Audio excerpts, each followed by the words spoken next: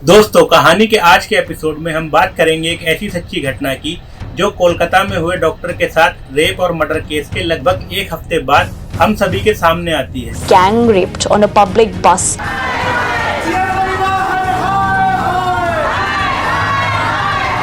It is learned that a 16-year-old girl from Kolkata में doctor के साथ हुए इस जघन्य अपराध के बाद ऐसी घटना का तुरंत ही सामने आना हमारे समाज के लिए कई सवाल पैदा करता है। लड़कियों की टांगें फाड़ी जा रही है, लड़कियों को चीरा जा रहा है, लड़कियों की ब्रेस्ट काटी जा रही है और इन्हें यहाँ राजनीति करनी है।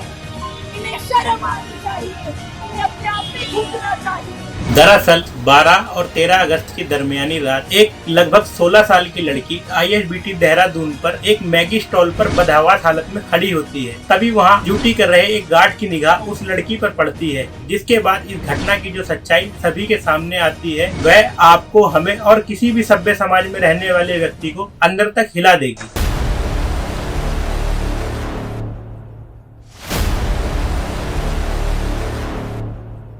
दोस्तों नमस्ते, आदाब, सलाम। मैं असलम अली स्वागत करता हूं आपका आपके अपने YouTube channel behind the story पर। बिहाइंड द स्टोरी के आज के एपिसोड को शुरू करने से पहले मैं आप सभी दर्शकों के साथ हमारे देश में महिलाओं के साथ होने वाले रेप से जुड़े कुछ आंकड़ों को रखना चाहता हूं। हमारे देश में लगभग प्रति वर्ष 30,000 महिलाओं के साथ रेप जैसे जघन्य अपराध होते हैं और अगर इसी डाटा को हम प्रतिदिन के हिसाब से देखें तो लगभग 90 महिलाओं के साथ हर रोज कहीं न कहीं बलात्कार होता है। साथ ही अगर इन घटनाओं के डाटा को हम घंटों के हिसाब से डिवाइड करते हैं तो लगभग हर 15 मिनट में हमारे देश के किसी न किसी कोने में किसी न किसी महिला के साथ बलात्कार होता है। यहाँ गौर करने वाली बात यह है, ये आंकड़े सरकारी आंकड़े हैं, यानी कि वह केस जो पुलिस तक पहुँचे और पुलिस में दर्ज हुए। न जाने ऐसे कितने महिलाएं होंगी जो अपने साथ हुए इस अपराध के बाद सामाजिक डर, अपनी इज्जत के चलते पुलिस तक पहुंची ही नहीं, जिसके चलते न जाने समाज में आज भी कितने भेड़िए खुले घूम रहे होंगे। ऐसा बिल्कुल भी नहीं है कि हमारे देश की सरकारें और न्याय प्रणाली बिल्कुल ही अपनी आंखें बंद करके बैठी हुई हैं, बल्कि हमारे देश की सरकारें समय समय पर भारतीय दंड संहिता यानी कि IPC की धाराओं को और कठोर से कठोर बनाती हैं ताकि ऐसी घटनाओं में कमी लाई जा सके। 2012 के बहुचर्चित निर्भया केस के बाद भी हमारी RPC धाराओं में बहुत से संशोधन करे गए। 2012 के IPC संशोधन के बाद अब अगर कोई व्यक्ति किसी महिला को रेप की धमकी देता है तो इसे भी अपराध की श्रेणी में रखा जाएगा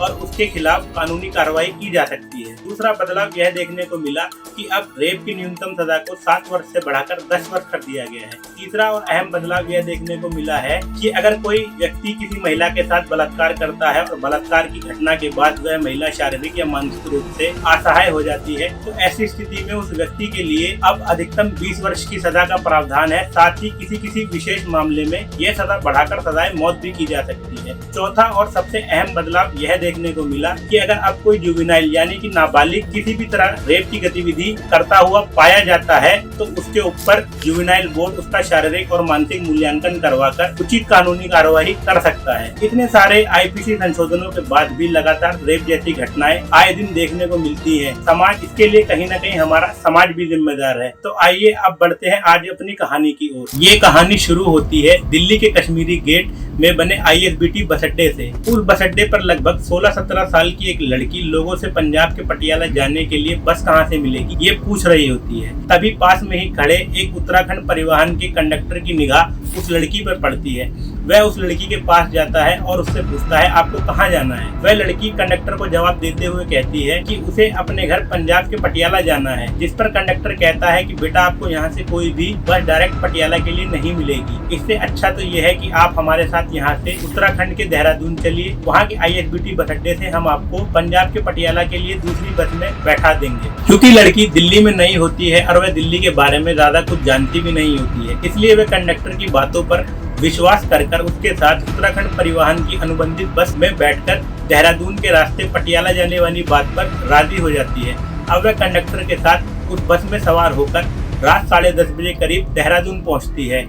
देहरादून पहुंचकर बस धीरे धीरे खाली होना शुरू हो जाती है। अब लड़की उस कंडक्टर से कहती है अंकल अब मुझे पटियाला जाने के लिए बस कहाँ से मिलेगी, जिस पर उस बस के ड्राइवर और कंडक्टर एक सुर में एक ही बात बोलते हैं बेटा अभी पंजाब की बस आने में टाइम है, जब तक वह बस नहीं आती आप आराम से यहाँ बस में ही हमारे पास बैठो। अब वह लड़की फिर से उत्तराखंड बस के ड्राइवर और कंडक्टर की बात मान लेती है और बस में बैठे बैठे ही पटियाला जाने वाली बस का इंतजार करने लगती है।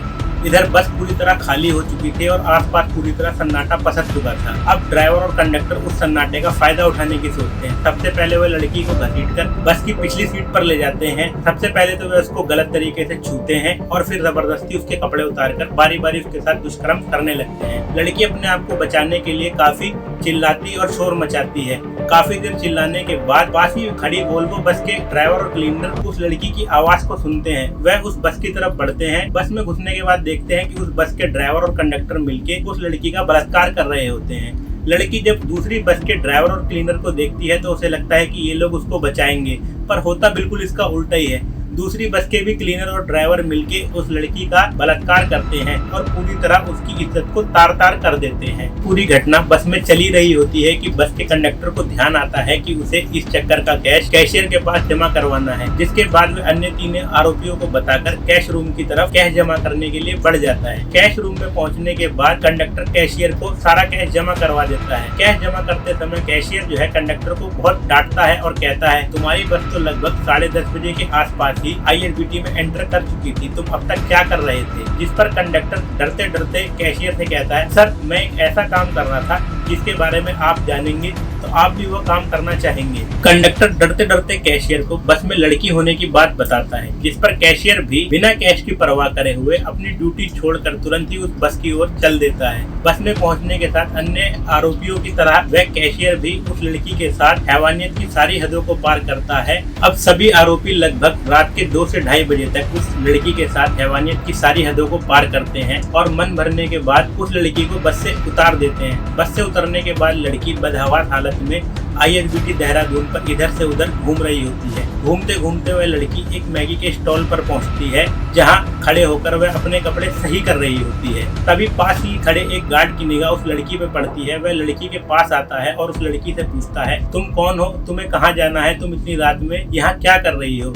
लड़की किसी भी तरह का कोई जवाब नहीं देती, जिस पर गार्ड अब अपनी सूझबूझ का परिचय देते हुए देहरादून IRBT पे ही बने बालिका सहायता केंद्र में लेकर उस लड़की को जाता है और वहाँ बैठे अधिकारियों को मामले की जानकारी देता है। बालिका सहायता केंद्र के लोग भी उस लड़की से उसके बारे में पूछते हैं। वह लड़की उन लोगों को भी कोई जवाब नहीं देती, एकदम गुमसुम सी ही बैठी रहती है। जिसके बाद थक हार कर बालिका सहायता केंद्र के लोग CWC को 1098 पर कॉल करके पूरे मामले की जानकारी देते हैं। CWC की टीम तुरंत ही हरकत में आती है और मौके पर पहुंचकर उस लड़की से पूछताछ करना शुरू कर देती है। CWC की टीम काफी देर तक बालिका से उसके बारे में जानकारी निकालने की कोशिश करती है, पर बालिका किसी भी तरह का जवाब देने की मनस्थिति में होती ही नहीं है। तभी फिर वह उसकी एंट्री जर्नल डायरी में कर 13 अगस्त को उसको बालिका निकेतन में शिफ्ट कर देते हैं। बालिका निकेतन में शिफ्ट करने के बाद भी CWC की टीम लगातार उस बालिका से उसके बारे में जानने का प्रयास कर रही होती है। लगातार 3 राउंड की काउंसलिंग और लंबी बातचीत और विश्वास बहाली के बाद वह बालिका उस रात की पूरी घटना के बारे में CWC टीम को बताती है।